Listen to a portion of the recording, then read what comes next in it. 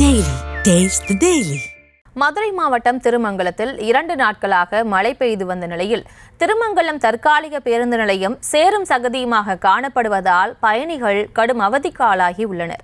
இது தொடர்பான கூடுதல் விவரங்களோடு இணைகிறார் செய்தியாளர் விக்னேஷ். விக்னேஷ், வணக்கம். இது தொடர்பான ஏதேனும் நடவடிக்கை எடுக்கப்பட்டுள்ளதா? விவரங்கள்.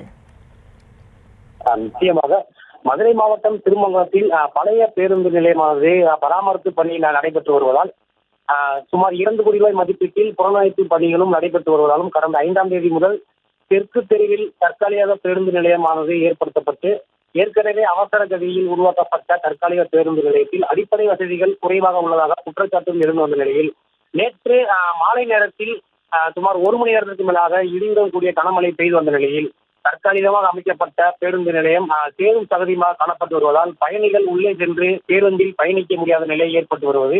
இதனால் வயதானவர்கள், குழந்தைகள், பள்ளிக்கு செல்பவர்கள், வேலைக்கு செல்பவர்கள் என அனைவரும் இந்த பேருந்து நிலையத்தில் வந்தே பேருந்து ஏற வேண்டிய நிலைமை உள்ளதால் சேரும் சகதியமாக காணப்பட்டு வருவதால் மிகுந்த அச்சத்திலும் கவலையிலும் உள்ள நிலையில் மேலும் வயதானவர்கள், குழந்தைகள் நடந்து செல்லும் போது தடுமாறி கீழே விழக்கூடிய நிலை உருவாகியுள்ளது.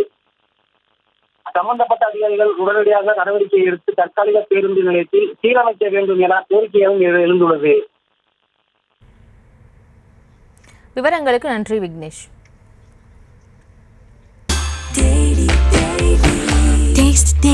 Taste the Daily.